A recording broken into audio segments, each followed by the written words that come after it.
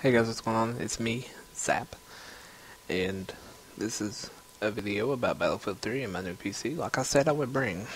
I said I was going to bring some results for the new PC that I built, and this is going to be one of a couple videos that I do about the performance in it. And pretty good, actually, if I say so myself. With the recent price drop in video cards, especially considering the 7950, 7970, 7990. Oh, actually every AMD card has dropped. And the 660 Ti's. It's a really good time actually to build the system. Really good time. So, that being said though, let's jump into the numbers.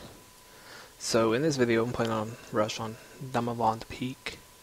And I have everything cranked up to the 9s. I do believe. Everything that I can, I had it cranked up.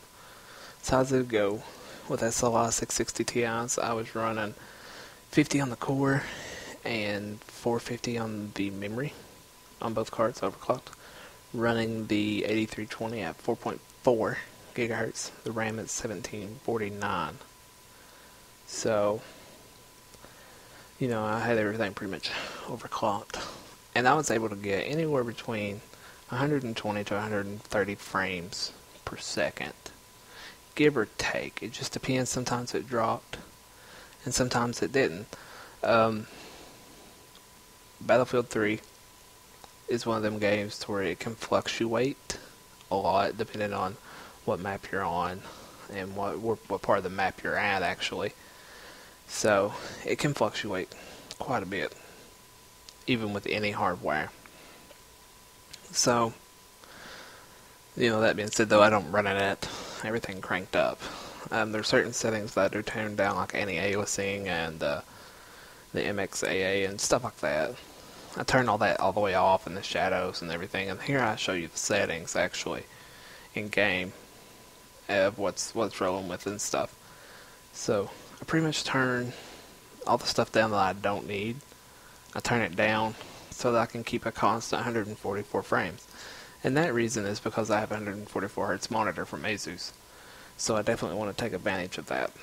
So I turn everything down. And one of the things with an 8300 series processor from AMD is they do kind of have lower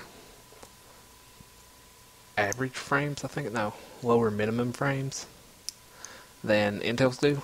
And I think that's because the Intel has pure single-threaded performance over top of the 8320.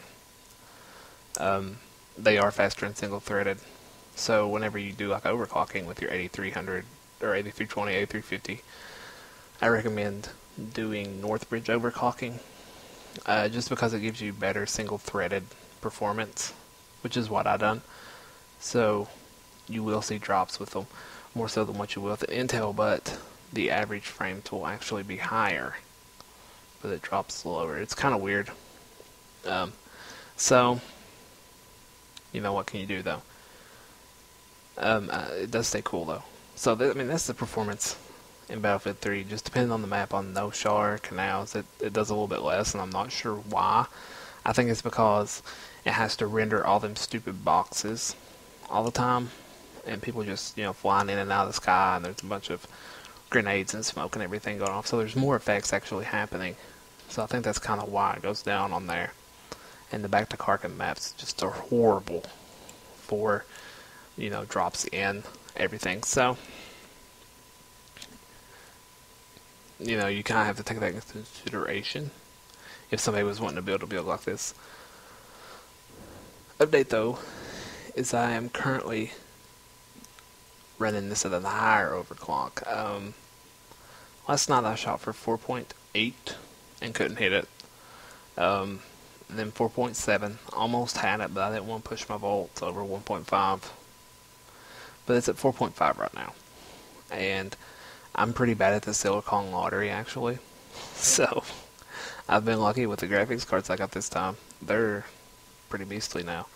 But processor, I mean, overclocking, I get to the short end of the stick when it comes to the lottery. So it's at 4.5. Yeah, so it's pretty decent. But I hope this helps some of y'all. And if you was wondering what the performance will be, this is real world performance. So as you can see, it does really, really well, even though it's lower in parts. Or not lower end, but cheaper. So thanks for watching. Peace.